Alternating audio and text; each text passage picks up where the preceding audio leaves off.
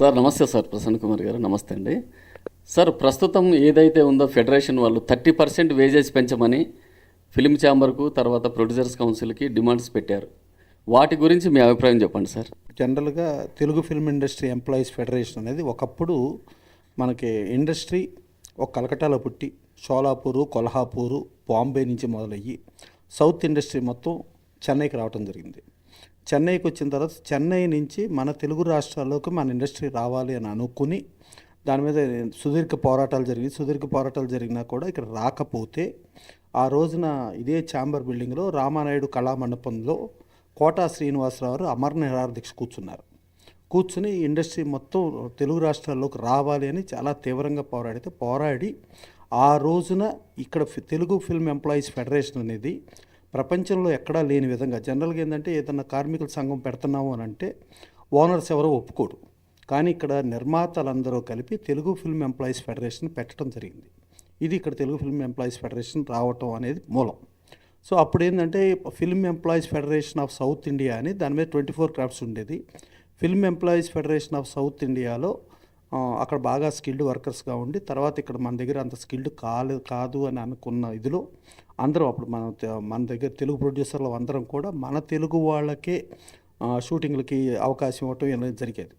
సరే, దాంట్లో అన్ని శాఖలు వచ్చినా కూడా fighters union, dancers union, musicians union వాళ్ళని ఆధారపడి ఉండేవారు.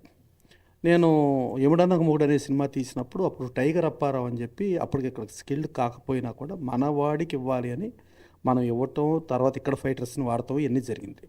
సో ఇక్కడ యాజ్ ఇట్ ఈజ్ ఇక్కడ ఎంప్లాయీస్కి అవకాశం కలిగించింది మెయిన్ చెప్పాలంటే ఎన్టీ రామారావు గారు ఆయన స్టూడియోకి ప్రభుత్వం నుంచి గజం స్థలం కూడా తీసుకోకుండా ఆయనే ఓన్గా ముషీరాబాద్లో రామకృష్ణ సినీ స్టూడియోస్ పెడతాం. దాని తర్వాత రామకృష్ణ సినీ స్టూడియోస్ని మన నాచారంలో రామకృష్ణ హార్టికల్చరల్ సినీ స్టూడియోస్ అని చేయటం. దాని నుంచి ఆయన ఫైటర్స్ యూనియన్ మన సంగారెడ్డిలో కల్లు కాంపౌండ్లో ఉన్న ప్రభు గౌడ్ని ఫైట్ మాస్టర్ గాను, అక్కడ ఉండాలని ఫైటర్స్ గాను మార్చటం. అలాగే డాన్సర్స్ కూడా ముక్కురాజు గారిని నిలబెట్టుకుని డాన్సర్స్కి ఇది చేయటం. ఇట్టా ఫెడరేషను ఇంతమంది కార్మికులు ఇంత సెటప్ రావటానికి మూల కారణం ఆ రోజులో ఎన్టీ రామారావు, అక్కినేని నాగేశ్వరరావు వాళ్ళు చేయటం. దాని తర్వాత ప్రభుత్వం కూడా ప్రోత్సాహాల కింద ఇక్కడ అన్నపూర్ణ స్టూడియోస్ అని, పద్మాలయ స్టూడియోస్ అని, రామాలయ స్టూడియోస్ అని ఇలా స్టూడియోస్కి స్థలాలు ఇవ్వటం, ఇన్ఫ్రాస్ట్రక్చర్ యూనిట్లు చేయటం. ఇలా దీనితో స్టార్ట్ అయిన ప్రహసనంలో ఫిల్మ్ ఎంప్లాయీస్ ఫెడరేషన్ సౌత్ ఇండియాకు ఉండే వేజెస్ కంటే మనది తక్కువ ఉండేది. ఇవాళ మనం చూస్తుంటే film employees federation of south India wages మనకంటే చాలా తక్కువ ఉన్నాయి. ఇవాళ మనం చాలా ఎక్కువ ఉన్నాం. ప్లస్ మనం లేబర్ యాక్ట్ ప్రకారం కూడా మనం చూసుకుంటే లేబర్ యాక్ట్ కంటే కూడా చాలా ఎక్కువ వేతనాలు ఉన్నాయి. వేతనాలుండి ఇవాళ సినిమా ఇండస్ట్రీ చాలా దారుణమైన పరిస్థితిలో ఉంది, క్లిష్ట పరిస్థితిలో ఉంది. ప్రతి వారం ఎంతోమంది ప్రొడ్యూసర్లు చాలా నాశనం అయిపోతున్నారు, చాలా ఇబ్బందికరమైన పరిస్థితి ఉంది అని చెప్పి ఒక సుహృద్భావ వాతావరణంలో ఒక మీటింగ్ అని అనుకుంటే దానికి వర్కింగ్ కండిషన్స్ ఎప్పటి నుంచో పాతకాలం 6 గంటల నుంచి 6 గంటల కాల్ షీటు. అంటే మనం పాత రోజుల్లో ఏంటంటే కమ్యూనికేషన్ లేని రోజుల్లోనూ, ట్రాన్స్పోర్టేషన్ ప్రాపర్గా లేని రోజుల్లోనూ ఏదైతే మనం వర్కింగ్ కండిషన్స్ అని పెట్టుకున్నామో ఇవాళ ఎక్కడి నుంచి ఎక్కడికైనా గంటలో ఫ్లైట్లు వెళ్తున్నాం, లేకపోతే సూపర్ ఫాస్ట్ ట్రైన్స్ ఉన్నాయి దానికి వెళ్తున్నాం. కమ్యూనికేషన్ చాలా స్పీడ్గా ఉంది. ఇలాంటి పరిస్థితుల్లో ఇవాళ మనం బాంబేలో ఏదైతే వర్కింగ్ కండిషన్స్ అంటే ఎప్పుడు షూటింగ్ చేసినా 12 అవర్స్ కాల్ షీటు, బాంబేలోను మద్రాసులోను ఎక్కడెక్కడ ఏమున్నాయో అవి మనం అమలు పరుద్దాము అని రిక్వెస్ట్ చేస్తే వాళ్ళు డైరెక్ట్గా మీరు 9 డిమాండ్స్ చేశారు, 9 డిమాండ్స్ని మేము తిరస్కరిస్తున్నాం. మళ్ళా మీరు మా తెలుగు ఫిల్మ్ ఎంప్లాయీస్ ఫెడరేషన్ కార్మికుల్ని మాత్రమే మీరు పెట్టుకోవాలి ఉద్యోగాల్లో అని చెప్పి వాళ్ళు మాట్లాడుతూ, అది తెలుగు ఫిల్మ్ ఎంప్లాయీస్ ఫెడరేషన్ మాత్రమే పెట్టుకోవాలి అని అంటే అది కాంపిటేటివ్ కమిషన్ ఆఫ్ ఇండియా గతంలో వర్కర్స్ని కూడా ఇలా అనటానికి రైట్ లేదు. కార్మికులు అంటే ప్రపంచ కార్మికులుగానే కన్సిడర్ చేయాలి, కానీ మీరు మోనోపలీలాగా గుత్తాధిపత్యంలాగా మేము మాత్రమే పని చేయాలి, ఇంకెవరూ పని చేయకూడదు అనే విధానానికి విరుద్ధం అని చెప్పి కాంపిటేటివ్ కమిషన్ ఆఫ్ ఇండియా చెప్పిన దానికి స్ఫూర్తికి విరుద్ధంగా వాళ్ళు చేయటం. తర్వాత 30% వేజెస్ పెంచితేనే మేము పని చేస్తామని అంటాం. ఈ ప్రహసనంలో లేబర్ కమిషనర్ కూడా అప్రోచ్ అవ్వడం జరిగింది. లేబర్ కమిషనర్ దగ్గరికి వెళ్తే 2 వర్గాలను పిలిచి మాట్లాడి ముందు మీరు ప్రయత్నం చేయండి, మీ ప్రయత్నం సఫలీకృతం కాకపోతే మేము చూస్తాము అని చెప్పడం జరిగింది. ప్రయత్నం చేస్తే కూడా డైరెక్ట్గా వాళ్ళు క్లియర్గా మేము 30% పెంచితేనే వస్తాము, ఇవాళ 30% పెంచితే అంటే వాళ్ళ పరిస్థితులు చాలా దారుణంగా ఉండే.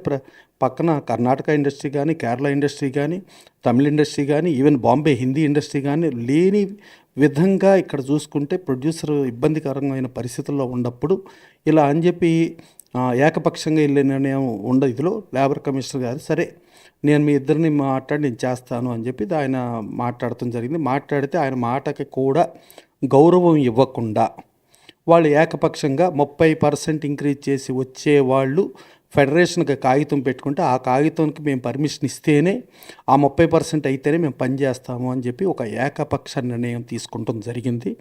దాని మూలంగా చాలా దారుణమైన పరిస్థితుల్లో ఇవాళ Telugu film chamber of commerce, Telugu చలనచిత్ర వాణిజ్య మండలిలో, అలాగే నిర్మాతల మండలి, తెలుగు ఫిల్మ్ ప్రొడ్యూసర్స్ కౌన్సిల్ అందరూ కూర్చొని ఇవాళ నిర్ణయం తీసుకుంటే ప్రొడ్యూసర్లో చాలా ఇబ్బందికరమైన పరిస్థితి ఉంది. ఈ ఇబ్బందికరమైన పరిస్థితిలో ఈ మధ్య రీసెంట్గా రిలీజ్ అయిన ఒక 10 days బ్యాక్ ఒక సినిమాకి కార్మికులకి రోజువారీ భత్యాల కింద ఇచ్చేది 18 లక్షలకు పైగా ఇచ్చారు. అలాగే ఇంకో సినిమాకి 40 లక్షలకు పైగా ఇచ్చారు. విపరీతంగా ఇవ్వటం జరుగుతుంది. విపరీతమైన ఇబ్బందికరం ఉంది. ప్రొడ్యూసర్లు ఎంతో దారుణమైన పరిస్థితుల్లో ఉన్నారు. ఇప్పుడు మనం చూసుకుంటే చాలామంది ప్రొడ్యూసర్స్, ఇప్పుడు ఝాన్సీ గారిని ఉన్నారు. ఆవిడ గతంలో మురళీమోహన్ గారి కంటే ముందు 10 సంవత్సరాలు సీనియర్ మోస్ట్ ఆర్టిస్టు.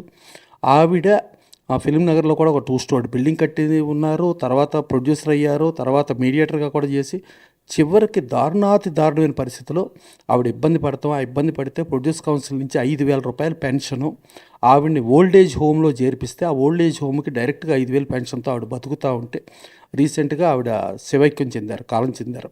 సో ఇలాంటి ప్రొడ్యూసర్స్ ఇలా ఇబ్బంది పరిస్థితిలో ఉన్నారు. మీరు అర్థం చేసుకోండి అని అంటే కాదని ఏకపక్ష నిర్ణయంగా ఉన్న దాన్ని ఇవాళ మీటింగ్లో కూర్చుంటే బేసికల్లీ తెలుగు రాష్ట్రాలు, ఇటు తెలంగాణ రాష్ట్రం కానీ అటు ఆంధ్రప్రదేశ్ రాష్ట్రం కానీ చిన్న నిర్మాతలు మేము ఇప్పటికే సర్వనాశనం అయిపోయాం, చాలా ఇబ్బందికరమైన పరిస్థితి ఉంది, చాలా దారుణమైన ఇబ్బందుల్లో ఉన్నాం అని వాళ్ళు చెప్పటం. అలాగే ఎగ్జిబిటర్స్ కూడా చాలా ఇబ్బందికరమైన పరిస్థితిలో ఉందని చెప్పటం. నష్టపోయిన డిస్ట్రిబ్యూటర్లను మేము నిర్మాతల దగ్గర, హీరోల దగ్గర, దర్శకుల దగ్గర మేము డబ్బులు తీసుకుంటామని అనే పరిస్థితి, రికవరీకి తీసుకుంటామనే పరిస్థితి, ఇలాంటి ఇబ్బందికరమైన సిచ్యువేషన్లు ఉంటాయి. ఇవాళ కార్మికులు ఇలా వేతనాల గురించి దీని గురించి అనుకుంటే ప్రశాంతంగా జరుగుతున్న దీనిలో ఏకపక్ష నిర్ణయం తీసుకుని వాళ్ళు ముందుకెళ్ళటం ఇదంతా కొంచెం బాగా ఇబ్బందికరం. ప్లస్ కనీసం లేబర్ కమిషనర్ని కూడా వాళ్ళు రెస్పెక్ట్ ఇవ్వకుండా వాళ్ళ కాగితం తీసుకున్న దానికి చూసి ఇవాళ నిర్మాతలు అందరూ Telugu film chamber of commerce తరపున అందరూ కూడా ఇవాళ పెంచగలగటం అనేది చాలా ఇబ్బందికరమైన పరిస్థితి. ప్లస్ ఇదే కాకుండా కార్మికులకి కార్డు అంటే ఒక యూనియన్లో మెంబర్గా చేరాలంటే 5 లక్షలు, 6 లక్షలు, 7 లక్షలు, లక్షల రూపాయలు కార్మికుడు కట్టలేని కార్మికుడు, అతను స్కిల్డ్ కార్మికుడు అయినా కూడా అతను పని చేయలేని పరిస్థితి క్రియేట్ చేస్తున్న యూనియన్ల మూలంగా ఇప్పుడు డైరెక్ట్గా తెలుగు ఫిల్మ్ ఛాంబర్ ఆఫ్ కామర్సే ప్రతి కార్మికుడిని, స్కిల్ ఉన్న ప్రతి కార్మికుడిని వాళ్ళని తీసుకొచ్చి వాళ్ళు రిజిస్టర్ చేసి ఆ కార్మికుడికి పని కల్పించాలనే ఒక నిర్ణయం, అద్భుతమైన నిర్ణయం తీసుకోవడం జరిగింది. దాంట్లో మళ్ళీ ఇవాళ ప్రొడ్యూసర్స్లో మాట్లాడితే ఒక డ్రైవర్కి నెలకి 1,50,000 రూపాయలు వెళ్ళటం జరిగింది. సో 1,50,000 రూపాయలు డ్రైవర్కి వెళ్ళటం ఇలాంటి పరిస్థితి. ప్లస్ ఫైటర్కి మెడ్రాస్ కంటే కూడా ఇక్కడ ఎక్కువ ఉంది. అసలు ఫైటర్స్ అసోసియేషను పుట్టుక చూసుకుంటే మనకి అటు నార్త్ ఇండియా అటు చూసుకున్నా, మన సౌత్ ఇండియా ప్రకారం చెన్నై చూసుకుంటే అక్కడ కంటే కూడా ఇక్కడ ఎక్కువ ఉంది. సో ఇలాంటి అలాగే డ్యాన్సర్స్ ఇలా ఉంది.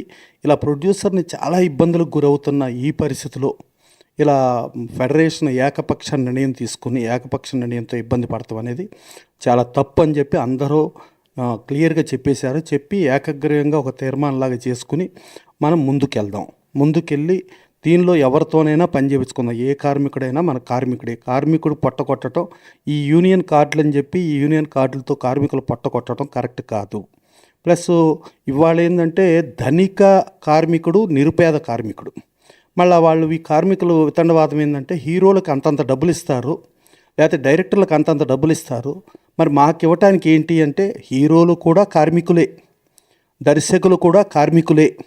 సో కార్మికులకే వాళ్ళే చెప్తున్నారు కోట్లాది రూపాయలు అని చెప్పి. ఆ కార్మికుల నుంచి మొదలెట్టుకుని ఇదంతా చూసుకుంటా ఉంటే బయట మినిమం వేజెస్, లేబర్ యాక్ట్ ప్రకారం మినిమం వేజెస్, లేబర్ యాక్ట్ ప్రకారం కండిషన్స్ ప్రకారం చూసుకుంటే ఇక్కడ చాలా ఫెసిలిటేట్ జరుగుతుంది.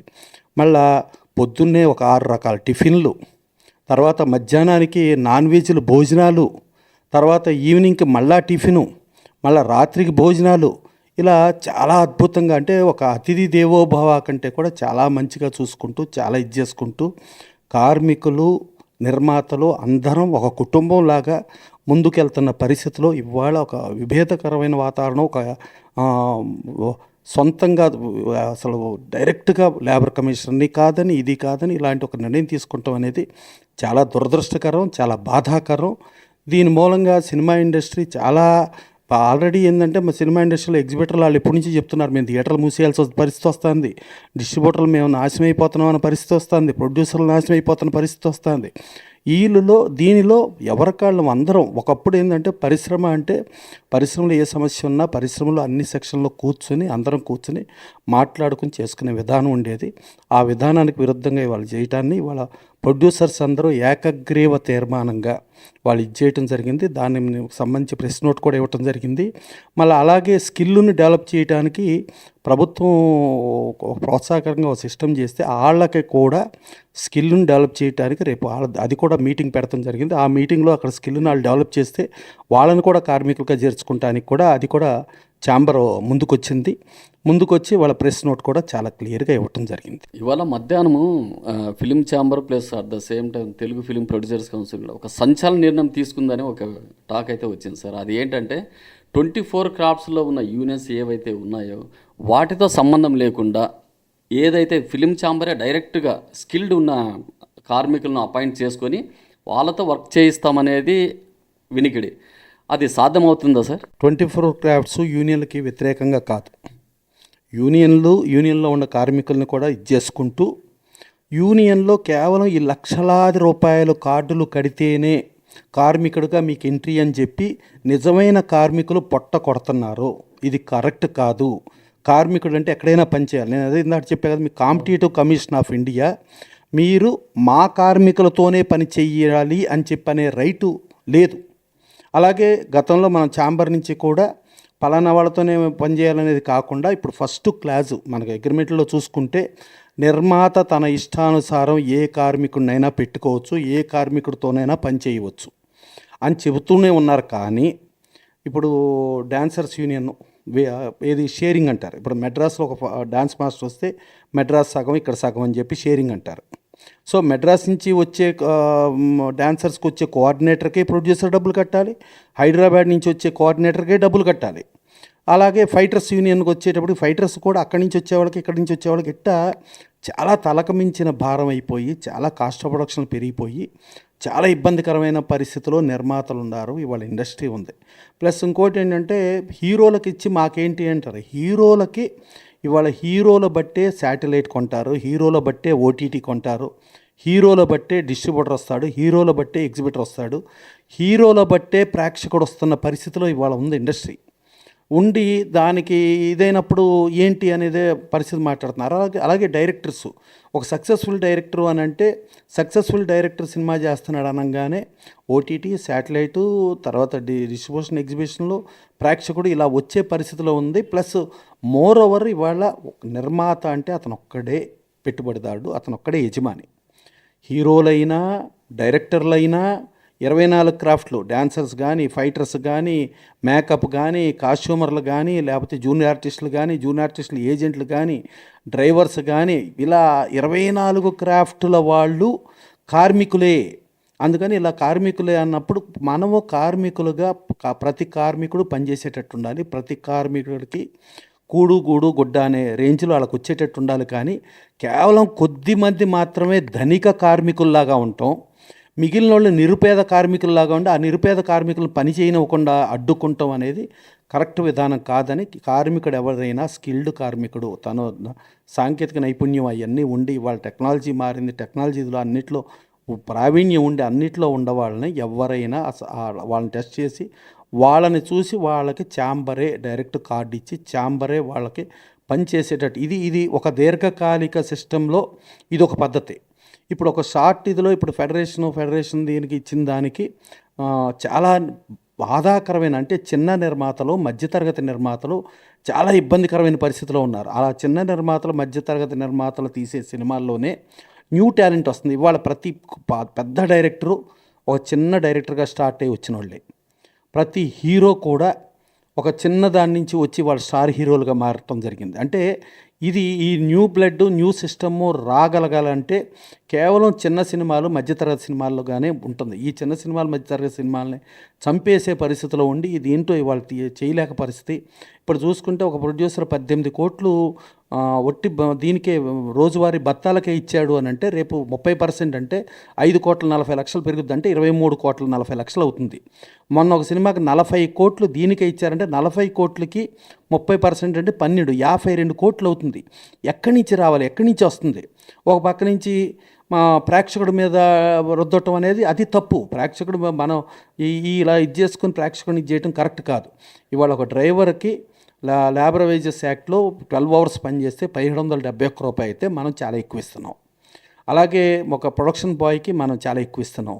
అలాగే ఒక ఫైటర్కి మనం ఎక్కువ ఇస్తున్నాం. అంటే 24 క్రాఫ్ట్ల్లోనూ చాలా ఎక్కువగా ఉంది. ఇది అంతా ఎక్కువగా ఉండి ఇలా ఉన్నప్పుడు ఇప్పుడు గతంలో ఎన్టీ రామారావు, అక్కినేని నాగేశ్వరరావు సినిమా ఇండస్ట్రీని కాపాడుకోవాలనంటే వాళ్ళు కేవలం 10,000 రూపాయల వేతనంతోనే తీసుకుని ఓ హీరోయిన్ 7,000, ఒక కమెడియన్ 5,000 ఇలా తీసుకుని ఇండస్ట్రీని కాపాడుకోవాలి అని ఏదైతే జయంతో ఉందో, ఇవాళ కార్మికుల కాడి నుంచి ప్రతి చిన్న కార్మికుడి కాడి నుంచి ఒక స్టార్ హీరో వరకు అందరూ కూడా ఆలోచించుకోవాల్సిన పరిస్థితి ఉంది. ఒక పక్కన ఎగ్జిబిటర్లు మేము బతకలేం బాబో, మేము థియేటర్లు మూసేయాలనే పరిస్థితిలో వాళ్ళు ఉన్నారు. డిస్ట్రిబ్యూటర్ మేము సర్వనాశనం అయిపోతున్నాం, మేము సూసైడ్ చేసుకోవాలని వాళ్ళు అన్నారు. ప్రొడ్యూసర్స్ చాలా ఇబ్బందికరమైన పరిస్థితి. అంటే మన దగ్గర 5,000 రూపాయలు పెన్షన్ తీసుకుంటున్న పరిస్థితిలో, ఇంత దౌర్భాగ్య పరిస్థితిలో ఉండగా ఇలా చేయటం అనేది కరెక్ట్ కాదు. ఇది చాలా తప్పు. ఇప్పటికైనా వాళ్ళు మనసు మార్చుకుని ఒక ఎమికబుల్గా కూర్చొని మాట్లాడుకుందాం, కూర్చొని చేద్దాం. ప్లస్ ఇవన్నీ పక్కన పెడితే ఒక లేబర్ కమిషనర్ మాట్లాడి చేద్దామని అనుకుంటే దాన్ని కూడా ధిక్కరించి మేము ఇలాగైతేనే చేస్తాం అని మరి ఆ లేబర్ కమిషనర్ దగ్గర ఉన్న ఈ యూనియన్ రిజిస్ట్రేషను మరి వాళ్ళు ప్రభుత్వాన్ని కూడా ధిక్కరించిన పరిస్థితిలో మరి ప్రభుత్వం ఏం చేస్తుంది, లేబర్ కమిషన్ ఏం చేస్తారనేది ఆలోచించుకోవాల్సిన పరిస్థితి ఉంది. లేబర్ కమిషన్ ఏం చేస్తున్నారు, యాజ్ ఇట్ మినిమం వేజెస్ యాక్ట్ని ఇంప్లిమెంటేషను, మినిమం వేజెస్ యాక్ట్తో పాటు డిఏలు ఎలా ఇస్తారు, ఆ డిఏల ప్రకారం ఇది చేసుకుంటే అసలు ఇక ఇష్యూనే లేదు. ఇది నిర్మాతలు ఎప్పటి నుంచినో ఒక సంఘటితంగా, అంటే నిర్మాతలే పెట్టిన తెలుగు చలనచిత్ర వర్కర్స్ కార్మికుల ఫెడరేషను ఇవాళ నిర్మాతలకే అడ్డంకిగా మారి నిర్మాతలకే ఇబ్బందికరమైన పరిస్థితిలోకి తీసుకెళ్ళటం అనేది చాలా దురదృష్టకరం, చాలా దౌర్భాగ్యం. ఇలా ప్రపంచంలో ఏ దీంట్లో కూడా కార్మిక సమాఖ్యని పెట్టుబడిదారు పెట్టడం ఉండదు. ఇక్కడ మన దగ్గర పెట్టి మన దగ్గర ఇంత మంచిగా ఉండి అందరం కలిసికట్టుగా అందరం ఉండి ఇప్పుడు ఇవాళ దీంట్లో చూసుకుంటే కార్మికుల్లో కూడా 24 క్రాఫ్ట్లో చాలామంది నిర్మాతలు ఉన్నారు. అలాగే నిర్మాతలు చాలామంది కార్మికులు ఇట్టా అందరూ ఒక కుటుంబంలాగా వెళ్తున్న పరిస్థితుల్లో ఇవాళ కుటుంబ కష్టాలు అవన్నీ చూసుకోకుండా ఏకపక్ష నిర్ణయంతో ఒక పెత్తందారీల వ్యవస్థలాగా, ఒక గుత్తాధిపత్య వ్యవస్థలాగా వాళ్ళు ఈ నిర్ణయాలు తీసుకుని ఇలా చేయటం మాత్రం బాధాకరం. నిర్మాత అయినా కార్మికుడైనా ఎవ్వరమైనా అందరం బతుకుతాం, అందరూ బతుకుతూ ఉండ దాంట్లో మనం ఉందాం. కానీ కొద్దిమందే బతకాలి, కొద్దిమందే ఉండాలి, మిగతా వాళ్ళు నాశనం అయిపోయినా పర్లేదనే విధానం కరెక్ట్ కాదు.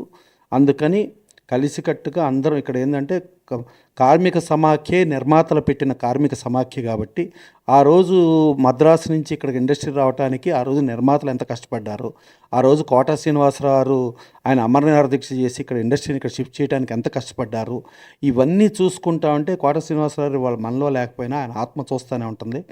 ఈ ఇదిలో మనం ఇది కాకుండా మీ కష్టం మాది, మా కష్టం మీది అని అనుకుని ముందుకెళ్లాల్సిన బాధ్యత కార్మికుల మీద అందరి మీద ఉంది. ఇవాళ నిర్మాతలు ఇంత దారుణంగా ఉండాలి. ప్రతి వారం 10 సినిమాలు రిలీజ్ అయితే 10 అసలు ఏమైపోతున్నామో తెలియని పరిస్థితి. ఏదో కొన్ని అంటే మన యాజ్ ఇట్ ఈజ్ 95 నుంచి 98% మన ఫెయిల్యూర్ శాతం అయితే 2 నుంచి 5% మన సక్సెస్ రేట్లో ఉంటే ఎంత ఇబ్బందిగా ఉంది. ఇంకోటి ఇవాళ నిర్మాత ఫెయిల్యూర్ సినిమాకి అదే డబ్బులు ఇస్తున్నారు.